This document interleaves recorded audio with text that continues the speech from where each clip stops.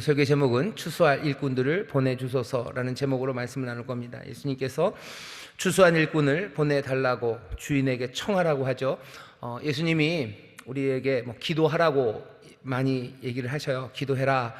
기도할 때 포기하지 말아라. 끝까지 주님 하나님 앞에 나와서 간구하면 하늘아버지, 좋으신 아버지가 응답하여 주실 거다. 기도를 격려하는 말씀들을 많이 하십니다. 근데 무슨 기도를 해야 될지 기도의 내용에 대해서는 그렇게 많이 얘기하지는 않으셔요. 적어도 마태복음에서 우리에게 주신 건 주님께서 가르쳐주신 기도, 주기도문입니다. 산상수훈에서 우리가 잘 아는 하늘에 계신 우리 아버지가 그 기도를 가르치시죠. 그래서 이렇게 기도하라고 가르쳐 주신 적은 있습니다. 오늘 우리가 읽은 본문에는요, 예수님께서 기도하라고 기도 제목 하나를 명확하게 알려주셔요. 다른 데서는 그렇게 많이 알려주시지 않습니다. 하지만 오늘 우리에게 주는 기도의 제목은 추수하는 주인에게 청하여 추수한 일꾼들을 보내주소서라고, 이 기도를 하라고. 많은 기도 제목이 있지만 이 기도 제목을 제자들에게 알리신 것은 이 일이 시급하기 때문일 겁니다. 오늘 설교의 제목이 그래서 추수할 일꾼들을 보내주소서입니다. 오늘 우리가 함께 기도하는 시간에도 주님이 기도하라고 하셨던 이 기도를 할 겁니다. 추수할 일꾼들을 보내주소서, 추수할 일꾼들을 보내주소서. 그 기도에 깔려있는 뭐라 해야 되나요? 소망, 또 그 기도에 깔려있는 기대들, 또 그 기도에 깔려있는 그 긴급성들에 대해서 우리가 오늘 말씀을 통해서 다시 한번 확인해 보려고 합니다. 자, 오늘 우리의 본문을 보면 두 가지 기적의 이야기가 나옵니다. 하나는 소경, 앞 못 보는 두 소경을 고치시고요. 그리고 벙어리입니다. 말을 못해요. 그냥 말을 못하는 게 아니라 귀신 들려 말 못하는 사람을 예수님이 고치십니다. 5장부터 7장까지 산상수훈, 권세 있는 가르침이 있었고요. 8장부터 9장까지 계속해서 예수님의 권세, 힘과 능력에 대한 이야기를 쭉 이어져 오고 있는 게 지금 우리가 읽고 있는 마태복음의 9장 마지막입니다. 생각나시나요? 8장 처음 시작할 때 보시면 예수님께서 문둥병자를 고치셔요. 문둥병자를 손을 대고 고치십니다. 그 다음에는 중풍병자입니다. 움직이지 못하는 사람이에요. 일어서지 못하는 사람인데 이 사람을 멀리서 고치셔요. 로마의 백부장의 하인을 예수님이 고쳐내십니다. 문둥병자를 고치시고 중풍병자, 일어서지 못하는 사람을 멀리서 고치셔요. 그것만은 아니죠. 베드로의 장모 열병을 고치셔요. 꼭 어마어마한 병을 고치셔야만 되는 건 아닙니다. 사실은 열병도 굉장히 위험하죠. 왜냐하면 열이 뭐 때문에 나는지 지금도 그거 하나 확인하려면 온갖 피검사 이것저것 검사를 해야 열 나는 원인을 알 수 있는데 예수님 당시에야 그 열병의 원인이 뭔지 참 가늠하기 어려웠을 겁니다. 그러니 열병도 굉장히 심각한 질병이었겠죠. 예수님이 베드로의 장모 열병을 고치셔요. 사람들이 귀신 들린 사람들 많이 데려옵니다. 이런 사람 저런 사람을 고치셔요. 또 우리가 아는 이야기는요, 예수님이 바다를 잠잠하게 하십니다. 바다를 잠잠하게 하시고 귀신 들린 사람들, 그래서 난리를 벌리는 그 귀신 들린 사람을 예수님이 고치시고, 또 중풍병자를 고치시고 마태를 부르시고, 그렇게 12해 동안 혈루증을 앓았던 여인, 그리고 하이라이트처럼 죽었던 그 관원의 딸을 살려내십니다. 그런데 또 이야기가 필요할까 싶은 거예요. 온갖 질병들을 다 고치셔서 이 정도면 됐겠다 싶은데 오늘 우리가 읽은 본문에는 앞 못 보는 사람과 그리고 벙어리, 말 못하는 사람 이야기를 덧붙입니다. 사실은 굉장한 능력들이 다 앞에서 보여졌어요. 그렇죠? 심지어 죽은 사람을 살렸는데 더 필요합니까? 죽은 사람을 살렸는데도 왜 이 일이 필요합니까? 어쩌면 하나님의 말씀을 이루시기 위해서요. 분명하게 이루시기 위해서인데, 하나님께서 메시아, 기름 부음 받은 자를 세상에 보내셔서 그 마지막 날에 하나님의 나라를 이루시려 할 때 일어나는 여러 가지 일들 중에 그 중에 하나가 그냥 문구처럼 있는 겁니다. 문둥병자가 고침받는 거예요. 소경이 보는 거예요. 그리고 벙어리가 말하기 시작해요. 그리고 걷지 못했던 사람들 일어납니다. 죽은 자 살아나요. 그리고 가난한 자에게 복된 소식이 전해집니다. 누가복음 보면 예수님이 세례 요한의 제자들에게 요한에 가서 말하래요. 요한이 옥에 갇혔습니다. 그리고는 궁금한 거죠. 자기는 예수님이 바로 그분이 기다렸던 메시아, 그 그리스도임을 믿어요. 그런데 벌어지는 일들을 보면 예수님의 움직임이 조금 이상합니다. 요한도 가졌던 메시아에 대한 생각, 그 그림대로 예수님이 움직이지 않으시는 거죠. 그러니 제자들을 보내서 옥에 있는 요한이 물어요. 기다려야 되는 그분이 당신이냐고, 당신이 정말 그리스도가 맞냐고 물으러 보냅니다.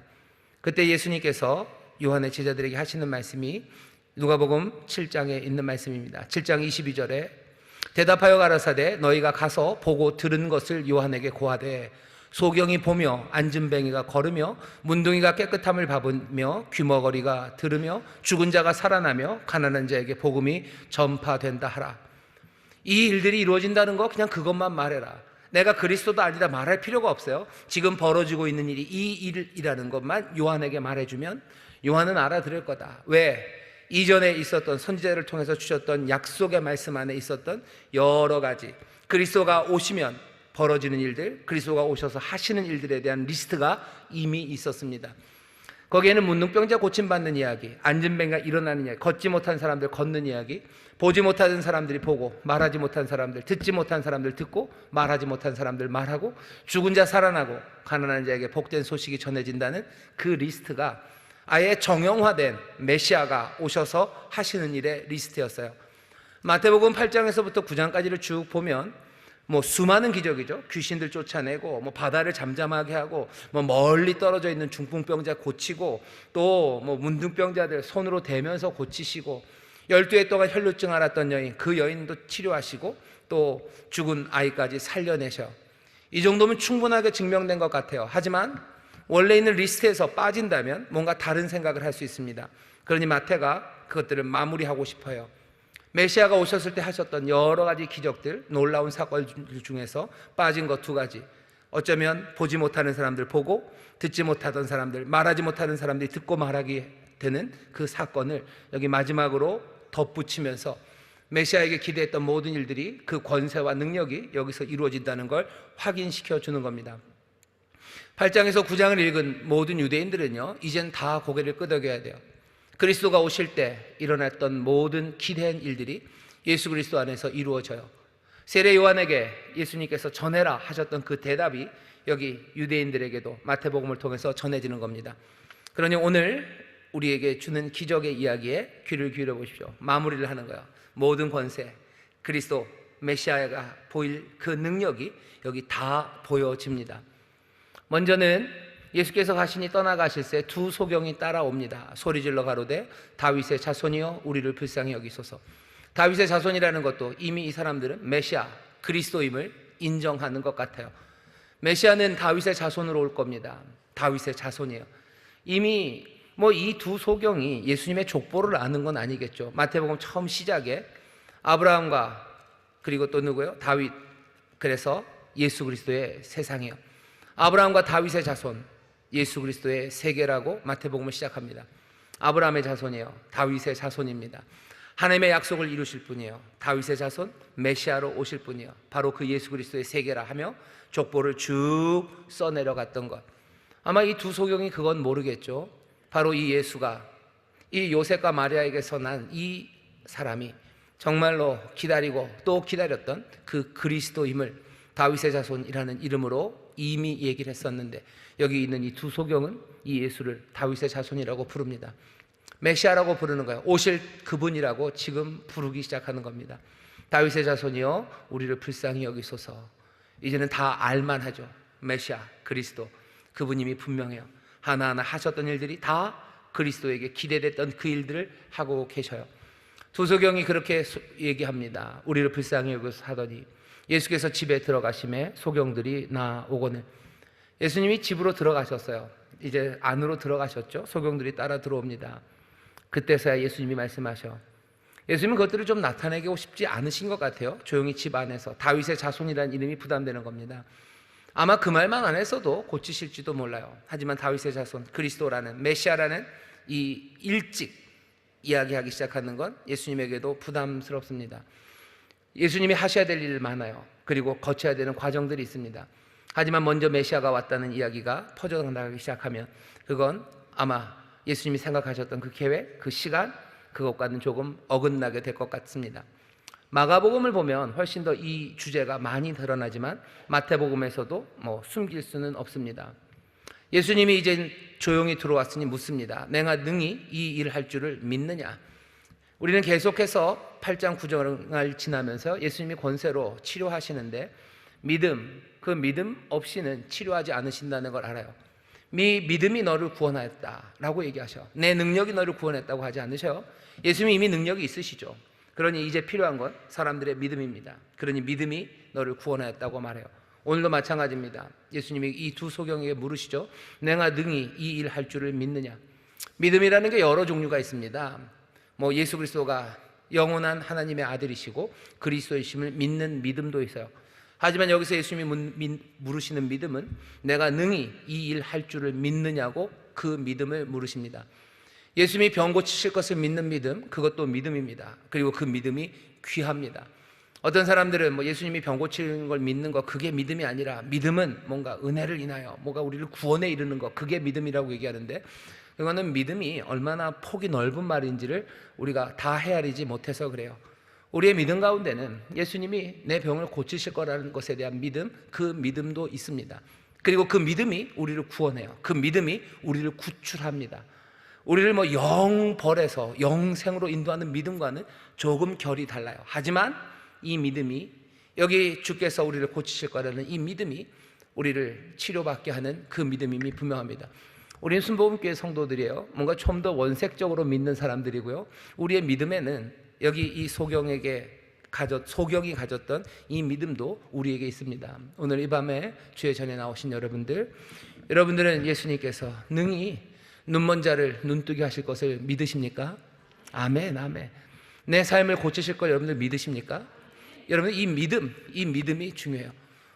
이 믿음이 있습니까? 예수님 물으시죠. 그랬더니 이 소경들이 대답합니다. 주여, 그러하오이다. 예, 내가 믿습니다 라고 대답을 하는 거예요. 예수님께서 얘기하십니다. 이에 예수께서 저희 눈을 만지시며 가라사대 너희 믿음대로 되라 하신대 어떻게 됐겠습니까? 그 눈들이 밝아진지라. 네 믿음대로 되라 라고 지금도 말씀하기를 원하시는 주님이셔요. 주님은 우리에게 믿음대로 되라는 말, 그 말 하기를 원하십니다. 왜? 우리가 믿음으로 구원받기를 원하시기 때문이요. 나중에 보겠지만 예수님이 우리를 보실 때 우리는 목자 없는 양 같기 때문이요. 목자 없는 양 같아서 고생하며 유리하는 사람들이 우리들이기 때문입니다. 제대로 된 왕과 지도자가 없어요. 그러니 고생하고 고난 가운데, 어려움 가운데 점점 기죽어가는 사람들이요. 지쳐갈 뿐만 아니라 기죽어가는 사람들, 목자 없는 양은 그런 사람들입니다. 여기 있는 이 소경도 그래요. 메시아 그리스도 만나서 그 삶이 다시 한번 활기로 일어서야 되는데 유리하는 양처럼, 목자 없는 양처럼 고생하며 유리하며 지쳐가는 사람입니다. 주께서는 이 목자 없는 양들을 보살피기를 원하시는 분이셔요. 그리고서는 우리에게 물으시는 거죠. 네가 믿느냐라고 물으셔요. 우리가 믿는다면 주께서는 그 일을 행하실 텐데 그 믿음이 없어서 정말로 민망히 여기시고 불쌍히 여기셔서 우리를 고치시려는 그 구원자를 우리가 제대로 영접하지 못한다면 그건 우리에게만 슬픔은 아닙니다. 그건 예수님에게도 큰 슬픔이에요. 그리고 민망히 여기실 만한 일입니다. 믿음, 다시 한번 확인하는 거죠. 주님은 권세 많으시다. 믿음이 그 권세, 그 능력으로 우리를 여러 가지 아픔과 질병에서 건져내는 그 믿음에 관한 이야기를 다시 한번 해 주시는 겁니다. 눈이 밝아진 사람들, 예수님이 얘기하셔요. 아무에게도 알게 하지 말아라. 밖에서 다윗의 자손이라고 떠들었던 사람이요, 여기 예수가 그리스도라고 말했던 사람이요, 그 말 지금은 하지 말자라고 얘기하셨지만 막을 수 없습니다. 삼가 아무에게도 알게 하지 말라 하셨으나 저희가 나가서 예수의 소문을 그 온 땅에 전파하니라. 뭐라고 얘기했겠습니까? 다윗의 자손이 나를 눈뜨게 했다고 얘기했을 거예요. 다윗의 자손 메시아가, 그리스도가 나를 눈뜨게 했다고, 예수가 그리스도이심이 분명하다고, 눈먼 자 뜨게 하신다는 그 예언의 말씀이 지금 저기서 이루어지고 있다고 이 사람들이 말하기 시작합니다. 이 사람들의 증거는 예수님이 하지 말라고 하셨지만 퍼질 수밖에 없어요. 이 사람들의 증거는 참됩니까? 예, 참됩니다. 다윗의 자손 맞습니다. 믿음으로 나온 사람들을 고치시는 메시아, 그 권세와 능력 가지신 이가 예수님이 분명합니다. 이 사람들은 제대로 알아요. 그리고 제대로 전합니다. 이분이 하나님이 보내신 구원자이심을 이 사람들은 믿어요. 두 번째 이야기입니다. 똑같은 기적이 일어나요. 놀라운 역사가 일어납니다. 바톤 터치처럼 이렇게 탁 치고 지나가죠. 32절입니다. 저희가 나갈 때 귀신 들려 벙어리 된 자를 예수께 데려오니. 이제 소경들은 이제 나갑니다. 그랬더니 그냥 연이어 그 다음 타자가 들어와요. 귀신 들려 벙어리 된 자를 예수께 데려옵니다. 귀신 쫓겨갑니다. 벙어리가 말하거늘 무리가 기이 여겨 가로되 이스라엘 가운데서 이런 일을 본 때가 없다. 이런 일을 본 적이 없어요. 하지만 지금 봅니다. 이런 일을 여태까지 보지 못했지만 지금 봐요. 이런 일은 어떤 일입니까? 귀머거리가 듣고 벙어리가 말하는, 메시아가 와서, 그리스도가 와서 하신다고 하셨던 약속이 이제껏 본 적이 없어요. 하지만 이제 우리가 봅니다. 그 얘기는 예언의 말씀이 우리 가운데 이루어졌다는 거예요. 그리스도가, 하나님이 보내시는 구원자가, 그 권능과 능력의 주가 우리 가운데 오셨다고 사람들이 말합니다. 그런데 바리새인들은 34절입니다. 가로되 저가 귀신의 왕을 빙자하여 귀신을 쫓아낸다 하더라. 앞에 소경 그리고 이 벙어리 된 사람을 고쳤을 때 사람들의 반응은 제대로 된 반응이에요. 여기 다윗의 자손이에요.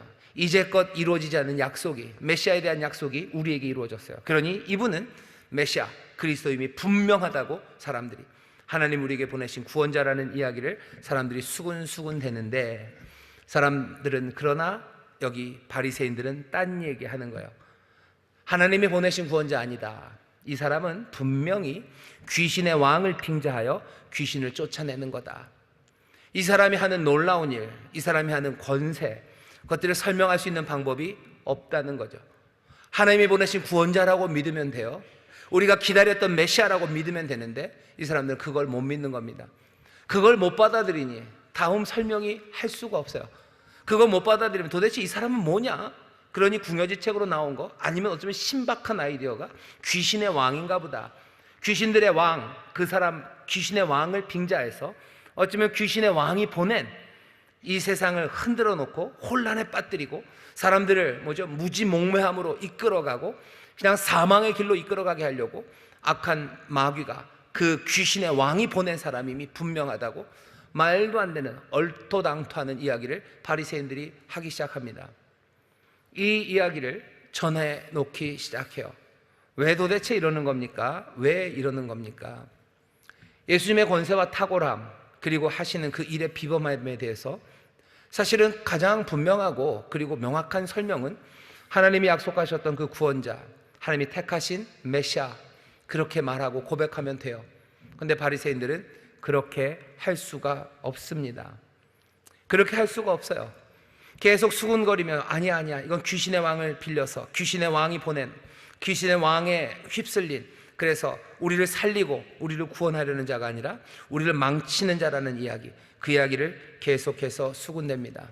왜 그런 거죠? 왜 도대체 이 사람들은 그런 이야기를 합니까? 사실은 예수님이 이스라엘을 구원할 메시아로 오셨는데 이 사람들은 그것들을 받아들일 수가 없는 거예요. 왜?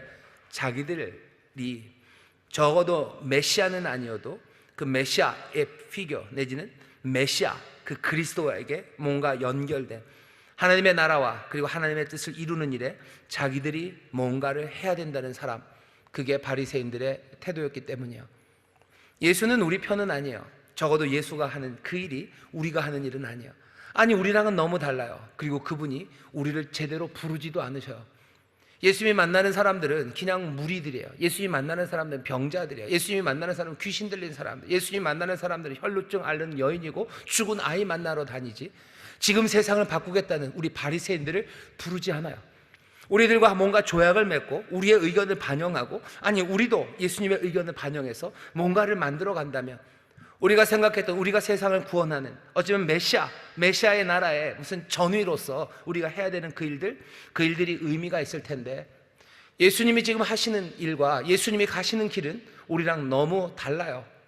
그러니 이 사람들은요, 자기들의 리더십을 갖고 있다고 생각했고 하나님의 나라의 전위라고 생각했는데 오신 분이 우리를 부정하고 있는 거예요. 그러니 받아들일 수 없죠.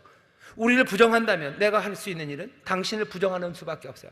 당신은 그리스도가 아니에요. 메시아가 아니에요.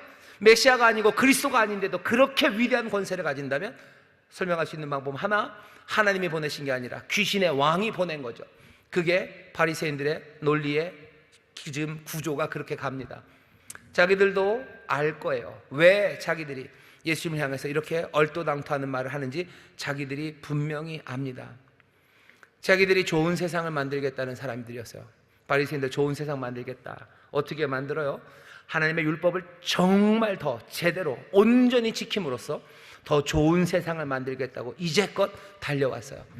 근데 예수님이 하시는 말씀은 바리새인들처럼 그렇게 더 율법을 잘 지키자, 그렇게 얘기하지 않으셔요. 오히려 산상수훈에서부터 이 사람들의 마음은요 그냥 꼬였습니다. 전에는 이렇게 너희가 들었으나 라고 하면서 바리새인들이 가르치는 그 이야기를 하셔요. 하지만 그것 아니다 라고 자꾸 얘기하시는 거예요. 그것 아니다, 그거 아니다, 그거 아니다, 그거 아니다. 너 형제와 용서하고 형제와 화해하기 위해서 하나님 앞에 재물을 가지러 드렸다가도 그거 놓고 가라. 바리새인들은 그렇게 얘기하잖아요. 당연히 재물 드려야 되는 거죠. 뭐가 있어도 거기 가야 된다는데 예수님 아니 그거 말고 화해하러 가라. 뭐 형제들을 죽이지 말아라, 살인하지 말라, 그 얘기 그거 말고 너 형제들에게 미워하는 마음들, 나쁜 말들, 그거 하는 거, 그거 하나님 원하지 않으신다. 예수님이 하시는 말씀이 자기들이 가르치는 거가 너무 다릅니다. 자기들은 좋은 세상 만들겠다고 애쓰고 그 길을 따라가는데 예수님은 거기에 대해서 고개를 저으시는 거예요. 세상을 바꾸겠다는 사람들이 있습니다. 좋은 세상을 만들겠다는 사람들이 있어요. 좋은 세상을 만들겠다는 사람들 좋죠. 지금도 그렇습니다. 좋은 세상을 만들겠다는 사람들이 예수님을 다 좋아하지는 않습니다. 아니, 좋은 세상을 만들겠다는 이들이 예수님을 비난합니다. 그냥 소위 말하는 진보적인 사람들, 개혁적인 사람들, 개혁적인 아젠다를 가진 사람들 보셔요. 그 사람들이 예수님을 좋아하나? 예수님이 좋은 세상 만들고 하나님의 나라를 이 땅에 권능으로 임하는 세상을 새롭게 하신다고 하시는데 그러면은 좋아해야 되는 것 아닙니까? 귀신을 쫓아내고 병든 사람들 고치고 그러면 좋아하고 기뻐해야 되는 것 아닙니까? 아니 근데 뭐라고요? 귀신의 왕을 빙자하여 지금 귀신 쫓아낸다고 말도 안 되는 이야기들을 하는 거예요. 왜? 자기들이 만들겠다는 좋은 세상의 길과 전혀 다른 이야기를 예수님이 하시기 때문입니다. 진보적이고 개혁적인 사람들만 예수님을 비난하고 그리고 예수님을 미워하는 건 아니에요. 당연히 세상이 그냥 그대로 있기를 원하는 사람들이 있어요. 자기들의 세상을 지금 누리고 있다고 생각하는 사람들, 세상이 이대로였으면 좋겠다는 사람들, 그 사람들은 새로운 리더십을 원하지 않습니다. 소위 말하는 보수적인 사람들, 반동적인 사람들, 반개혁적인 사람들, 그 사람들 예수님 좋아하지 않아요. 세상을 바꾸겠다는 이야기에, 하나님의 나라가 임한다는 이야기에 사람들은 좋아하지 않습니다. 보수적인 사람들은 그냥 세상이 그대로이기를 바라요. 우는 사람들은 계속 울고 웃는 사람들은 계속 웃는 세상이 되어야지. 우는 사람들이 기뻐하고 웃는 세상, 울었던 사람들이 웃는 세상, 그 세상 원하지 않습니다. 그러니 소위 말하는 진보적인 사람이건 아니면 세상이 그대로 있기를 바라는 보수적인 사람이건 공히 예수님을 향한 질투와 불쾌함이 있어요. 예수님은 불편해요. 그리고 예수님을 미워합니다. 나중에 예수님을 십자가에 넘기는 건 바리새인들만이 아니에요. 바리새인들, 사두개인들이 그날의 친구가 되었대요. 뭔가를 개혁하려는 사람과 그리고 보수적인 사람들, 그 사람들이 친구가 됩니다. 그날에 예수님을 미워하고 예수님을 향한 질투와 불편함, 그 불쾌함에는 둘이 같습니다. 바리새인들, 세상을 새롭게 만들고 좋은 세상 만들겠다는 이 사람들이 예수님을 비난하는 말도 안 되는 일들을 지금 펼쳐냅니다. 고치는 일을 지금 하고 계신데도, 치료하시는데도 비난을 받아요. 사실은 이해가 안 되죠. 병든 사람 고치는데 왜 비난을 받아야 됩니까? 슬픔에 빠진 사람들을 일으켜 세우는데 왜 비난받아야 됩니까?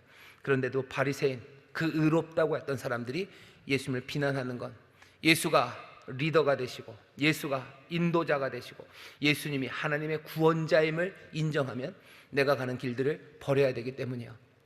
내가 생각하는 좋은 길들을 버려야 되기 때문이요. 내가 좋은 세상을 만들겠다고 했던 내 모든 수고들을 다 내려놓아야만 되기 때문이요. 그러니 예수님을 미워하는 겁니다. 예수님을 향한 헛소문들을 퍼뜨리기 시작합니다. 예수님은 보여줄 만한 건 다 보여주셨어요. 벙어리가 말하고 소경이 보기 시작하고 문둥병자 고침받고 죽은 자가 일어나고 가난한 자에게 복된 소식이 전해지며 메시아 다윗의 자손, 숨길 수 없는 그 빛과 진리를 지금 보이는데도 세상은 이상한 소문이 퍼져갑니다. 예수님은 그럼 어떻게 하셔야 됩니까? 이런 비난 앞에 어떻게 하셔야 됩니까? 나중에 12장에 가면 예수님이 이 도전 내지는 이 말도 안 되는 야비한 비난에 대해서 예수님이 대답을 하실 겁니다. 하지만 그때까지는 예수님이 그냥 대꾸도 하지 않으셔요. 바리새인들이 귀신의 왕을, 저가 귀신의 왕을 빙자해 귀신을 쫓아낸다 하더라. 그냥 그게 끝입니다. 그 다음 이야기는 예수님이 이 이야기에 대해서 억울해하셨다거나 아니면 여기에 대해서 분노하셨다거나 무슨 반응하셨다는 이야기는 아무것도 없어요. 예수님 지금 여기서 뭐 하시는 거예요? 무슨 말 할지 여러분 아시죠? 쌩 까시는 겁니다. 그냥 무시해요.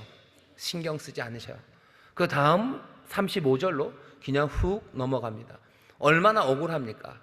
하나님의 구원자로, 하나님이 택하신 구원자로 오셔서 선한 일을 하고 계시는데 귀신의 왕을 빙자하여 저가 귀신을 쫓아낸다는 말도 안 되는 일 들으면 그냥 속에 천불이 나고 억울하고 뭔가를 하고 싶으실 거예요. 하지만 예수님 거기에 흔들리지 않으셔요. 35절 보시면 예수께서 뭐 하십니까? 모든 성과 촌에 두루 다니사 바리새인들의 이야기는 완전 거짓말이고 그들은 나를 질투하고 자기들의 삶이 바뀔까 봐 두려워서 그 소문을 전한다고 말하신 게 아니라 모든 성과 촌에 두루 다니사 저희 회당에서 뭐 하십니까? 가르치시며 천국 복음을 전파하시며 모든 병과 모든 약한 것들을 고치시더라. 35절에 나와 있는 것들은 중요한 게 모든이죠. 모든 성, 촌 두루 다니셔서요. 거기서 천국 복음을 가르치실 때 모든 병 그리고 모든 약한 것을 고치십니다.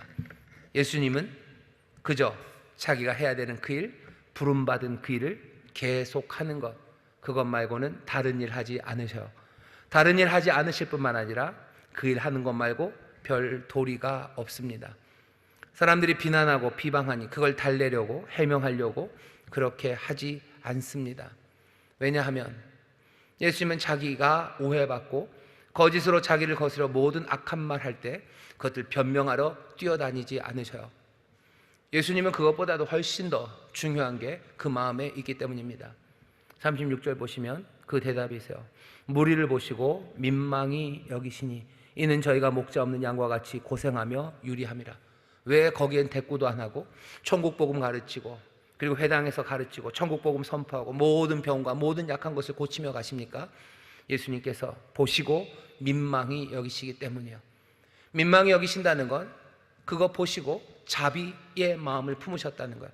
그것을 보시고 이 배가 내장이 꿈틀꿈틀 거렸다는 겁니다.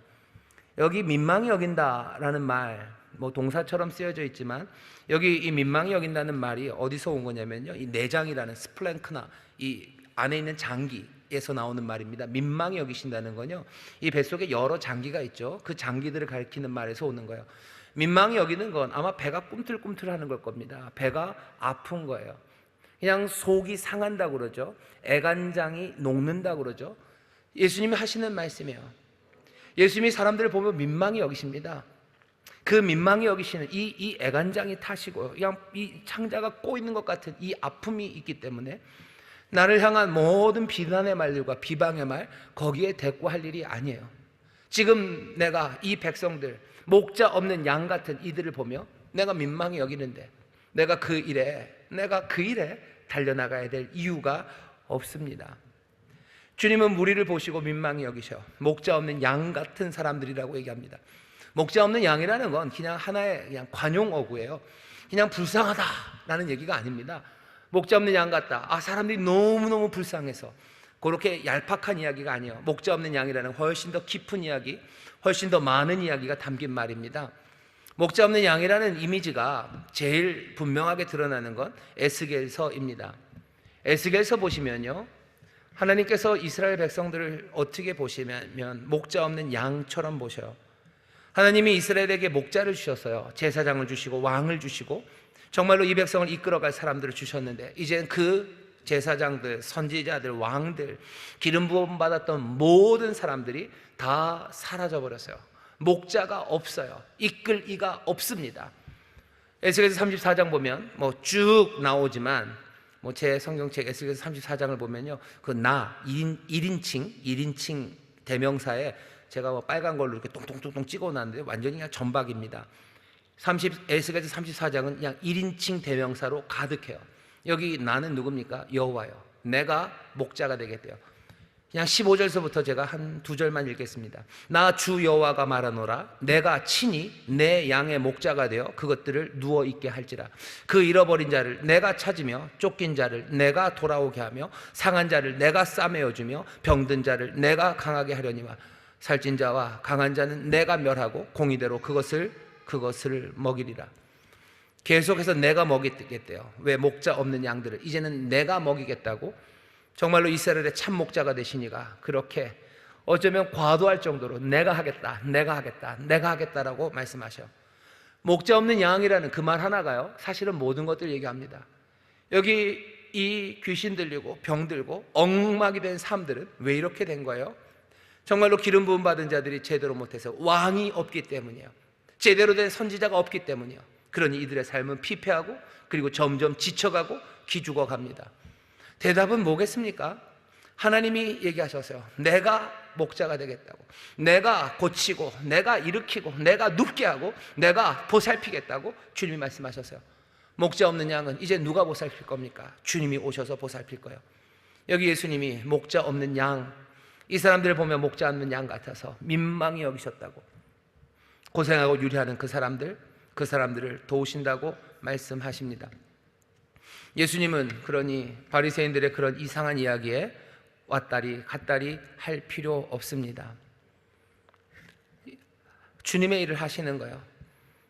스플랭크나 이 뱃속에서부터 움틀거리는 하나님의 자비하심으로, 하나님의 긍휼하심으로 여기 고치는 그 일을 해나갑니다. 그리고서는 제자들에게 얘기하시는 이야기를 보셔요. 목자 없는 양 같을 뿐만 아니라 그 다음엔 이렇게 되어 있습니다. 이에 제자들에게 이르되 추수할 것이 많되 일꾼은 적습니다. 정말로 보살펴야 되는 양들은 많아요. 목자 잃은 양들은 많아요. 하지만 그들을 인도할 사람들은 없어요. 이것들 보면서 어떻게 하셔요? 내가 열심히 해야 되겠다라는 생각 좋죠. 하지만 예수님은 거기다 더 나아가서 추수하는 주인에게 청하여 추수할 일꾼을 보내주소서 하라 하니라. 추수할 사람들이 올 겁니다. 심판이기도 해요. 추수는 심판입니다. 하지만 동시에 목자 없는 양이라는 이야기를 우리가 기억한다면 세상을 심판하는 그 심판은 하나님의 긍휼과 자비하심으로 이루어져요. 예수님이 이 땅에 빛으로 오셨습니다. 빛은 우리에게 생명을 주나 어둠에게는 심판이죠. 빛이 어둠을 심판하는 방법은 그 빛의 밝음을 비추는 거예요. 하나님의 우리에게 은혜로 오십니다. 은혜로 오셔서 심판하셔요. 심판은 어떻게 이루어집니까? 하나님의 긍휼과 자비를 보이심으로 이루어질 거예요. 추수하는 일꾼, 세상을 심판하는 자들로 설 겁니다. 하지만 그 심판은 예수님이 민망히 여기시는 것처럼 그 목자 없는 양들을 고치고 일으켜 세우는 그 일로 이루어질 거예요. 세상이 어떻게 바뀝니까? 오늘 낯설교예요. 민망히 여기시는 스플랭크나 이 뱃속이 끓어오르는 그 자비와 긍휼로 예수님 민망히 여기시며 우시며 하나하나 은혜의 역사를 이루셔요. 추수할 일꾼들은 그런 사람들입니다. 그렇게 자비와 긍휼로 정말로 하나님의 약속 그대로 목자 없는 양들을, 그들에게 왕의 일을 정말로 인도하며 주의 역사를 이루어낼 사람들, 그 사람들 필요한 거예요. 왜?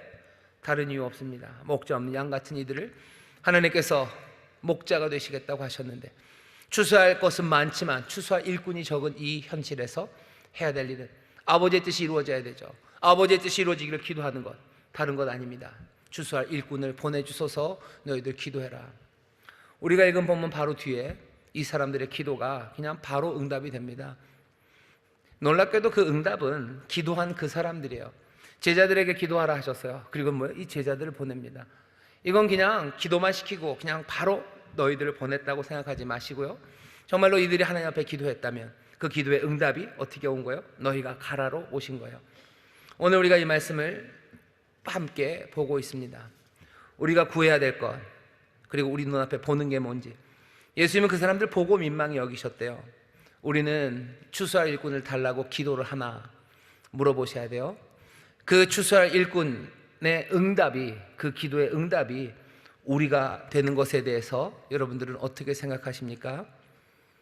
오늘 이 말씀을 제가 읽으면서요, 그리고 생각했던 게 뭔가 예수님과 우리가 다른 지점이 하나 있어요. 예수님은 무리를 보십니다. 목자 없는 양 같은 그 사람들을 보셔요. 그리고 민망히 여기시죠. 근데 우리는 어디서부터 갈라지기 시작하냐면요, 정말로 추수할 일꾼은 예수님이 그 추수하시는 일을 이 사람들이 할 건데, 예수님처럼 무리를 보고 민망히 여겨야 돼요. 거기서부터 뭔가가 시작될 텐데 우리는 무리를 잘 보지 않습니다. 우리는 그 사람들을 잘 보지 않아요. 목자 없는 양 같은 사람들을 잘 보지 않고요, 우리는 어디를 봅니까? 목자 없는 양 같은 무리를 보는 것 대신에 어쩌면 우리들은 허공을 보고 있어요. 우리는 비어있는 것들을 보죠. 내 삶의 필요와 내 삶의 허한 것들, 그것들 보고 있고, 아니면 아예 보지를 않아요. 눈 감아버리죠. 목자 없는 양 같은 그런 상황들에 대해서는 우리는 눈 감아버립니다. 보지 않아요. 보지 않던지 빈 곳을 보고, 아니면 그것도 아니라면 우리가 보는 사람들은 목자 없는 양 같은 그런 어쩌면 민망히 여기게 되는 그 사람들이 아니라 특별한 사람들, 뭔가 우리의 욕망을 채워줄 사람들, 그리고 우리에게 유익이 될 만한 사람들, 그 사람들을 봅니다. 우리의 눈이 밝아져야 되죠. 오늘 두 소경을 예수님이 고치셔요. 이 사람들이 눈 열어서 본 건, 눈 감았을 때도 이 사람들은 다윗의 자손을 알아봤던 사람들이에요. 눈 감아서도 다윗의 자손을 알아보았던 사람들, 이 사람들은 이제 눈을 뜹니다. 바라는 건 이 사람들이 뭐예요? 보는 거죠. 무리를 보기 시작하는, 예수님이 밝히 보게 하신 것처럼 세상의 험한 것과 자기의 욕심과 자기의 빈 곳을 채워줄 사람들이 아니라 예수님이 보셨던 이 무리를 보는 사람들, 그 사람들이 되어야 할 겁니다. 그게 기도의 응답이 될 거예요. 주께서 우리의 눈을 띄우십니까? 그러면 우리는 뜬 눈을 가지고 뭘 바라봅니까? 우리가 추수할 일꾼을 보내달라고 얘기하고, 우리가 추수할 일꾼으로 부름받았다는 건 우리가 무리를 보는 사람들, 목자 일은 목자 없는 양 같은 사람들, 그 사람들을 보는 사람들이 되어야 합니다. 우리는 뭘 보는지, 예수님처럼 무리를 보시는지, 추수할 일꾼이라면 그 무리를 봐야 되죠. 그 밭을 봐야 되는데 뭘 보고 있는지 확인해야 돼요. 그 다음 문제는, 무리를 보시고 예수님은 민망히 여기셨어요. 무리를 보시고 뭐 하신 거예요? 스플랑크 니조마이, 여기 꿈틀거리는 긍휼과 자비하심, 그 감동이에요. 오늘 낯설교로 되면 예수님 우시는 겁니다. 예수님 그것들 보며 우셔요. 우리는 무리를 보고 어떻게 합니까? 무리를 보고 우리는 외면하죠. 우리는 목자 잃은 양 같은 사람들을 보고 놀랍게도 미워하기도 합니다. 우리는 그 사람들이 미워요. 여러분, 가난한 사람들 보면 불쌍히 여기실 것 같죠? 아니요, 여러분들 미워합니다. 언제 우리가 미워했습니까? 미워합니다. 예를 들어 볼까요? 여러분들 그렇게 많이는 아니지만 한번 보셔요. 가난한 그 외국인 노동자들이 있습니다. 외노자라고 사람들이 그래요. 게다가 불법 노동자들이 있어요. 그분들 예전에는 불쌍하다고 생각했어요. 하지만 이제는 미워하는 사람들 많습니다. 미워해요. 미워합니다. 그 사람들이 미워요. 왜? 그 사람들 때문에 우리 일자리가 사라져가요. 비정규직인 사람들, 아무래도 정규직보다는 급여가 좀 작습니다. 그리고 여러 가지 복지 혜택도 적어요. 그래서 급여 차이가 상당합니다. 정규직인 사람들이 이 무리를 보면 그냥 마음에 긍휼함이 있을 것 같으세요? 아니요, 미워합니다. 왜? 여차하면 우리 잔업 가져갈 거예요. 우리 특근 가져갈 거예요. 그러니 미워합니다. 무리를 보시고 주님은 민망히 여기시는데 우리는 외면할 때 많고요. 그리고 그 사람들 미워할 때 많아요. 그 사람들 미워합니다. 심지어는 부러워할 때도 있어요. 어떤 사람들이냐면 목자 없는 양 같아서 그냥 아무렇게나 살아가는 사람들이죠. 아무렇게나 살아갑니다. 그냥 제멋대로 살아가는 인생들이요. 그 인생들 심지어 부러워하시는 분들 많아요. 나도 그냥 저러고 막 나가고 살았으면 좋겠다고 생각하는 거죠. 민망히 여기는, 그냥 세상에 흔들리는 대로 제멋대로 그냥 자기들의 욕망을 따라 자기들의 죄악을 따라 살아가는 그 사람들 보며 예수님은 민망히 여기시는데, 예수님은 그 마음에 눈물을 흘리시는데 그것이 사망의 길을 걸어가는 것임을 아시기에 저러면 안 된다고 마음이 끓어오르시는데 우리는 어떤 때는 그런 사람들 보며 부러워하기도 합니다. 엉망이죠. 추수할 일꾼을 보내달라고 하셔. 추수할 일꾼은 예수님 같은 사람이요. 그 많은 목자 없는 양 같은 사람들을 보시고 민망히 여기셨던 주님, 그 주님의 마음을 가진 사람들, 그 사람들 보내달라는 거예요. 이 땅에 추수한 일꾼들을 위해서 많이들 기도합니다. 하나님의 일을 할 사람들 보내달라고. 우리가 여러 가지 일을 벌려놨는데 이것 하려면 하나님 뭔가 일손들이 필요하고 헌신하고 봉사할 사람들이 필요하다고 우리가 얘기를 해요. 하지만 정말로 우리가 구하고 또 우리가 기도해야 되는 그 추수할 일꾼은 무리를 보시고 민망히 여기셨던 주님처럼 목자 없는 양같이 그렇게 고생하고 유리하는 이들을 보며 민망히 여기는 그 자비와 긍휼의 마음으로 뭔가를 해야 되는, 그 아픔들을 보며 우는, 그리스도와 함께 우는 사람들, 그 사람들이 필요한 겁니다. 오늘 간절히 기도해야 될 것은 우리에게 그런 사람들이 많아야 돼요. 어쩌면 우리가 그렇게 기도한다면 예수님이 그리하셨던 것처럼 우리를 그 추수할 일꾼으로 보내시기를 원하실 겁니다. 그러니 어쩌면 오늘 우리의 기도는 두 가지예요. 주여, 정말로 무리를 보시고 민망히 여기셨던 주님처럼 목자 없는 양 같은 무리를 보고 가슴에 긍휼히 여기는, 그냥 창자가 꿈틀꿈틀하는 그런 일꾼들을 보내주소서라고 기도하셔야 돼요. 또 하나는 뭐라고 기도해야 됩니까? 주여, 내가 추수할 일꾼으로 나를 보내시고 내가 그리스도의 마음, 무리를 보고 민망히 여기시는 그리스도의 자비와 긍휼의 사람이 되게 하여 주옵소서. 그때 오늘 이 말씀이 우리 가운데 온전히 이루어지는 겁니다. 오늘 하나님을 사랑하는 사람들이 이 저녁에 모이셨어요. 여러분들이 기대하는 바가 있습니다. 염려하지 마셔요. 그의 나라와 그의 의를 구하십시오. 그러면 이 모든 것을 더하신다고 하셨어요. 추수할 일꾼, 그 일꾼으로 부르신 주인은 그 추수한 일꾼들의 모든 것들을 다 책임지십니다. 추수할 일꾼으로 부르시고 밥 안 주고 그냥 학대한 그런 말도 안 되는 주인이 아니에요. 우리를 부르신 주인은 정말로 그 아들이신 예수 그리스도를 사랑하시듯 충성된 종들에게 아낌없이 모든 것을 내어주시는 은혜와 긍휼의 또한 주인이시기도 합니다.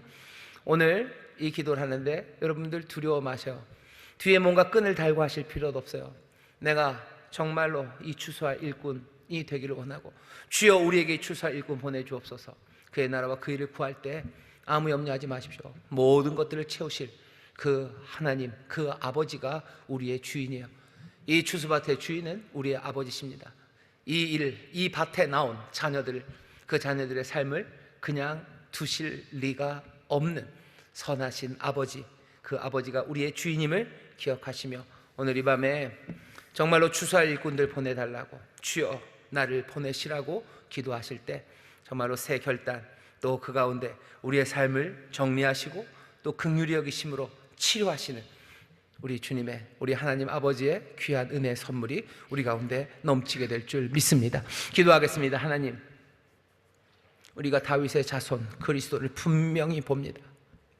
이 세상을 새롭게 하시며 우리를 구원하실 일을 우리가 분명히 봅니다.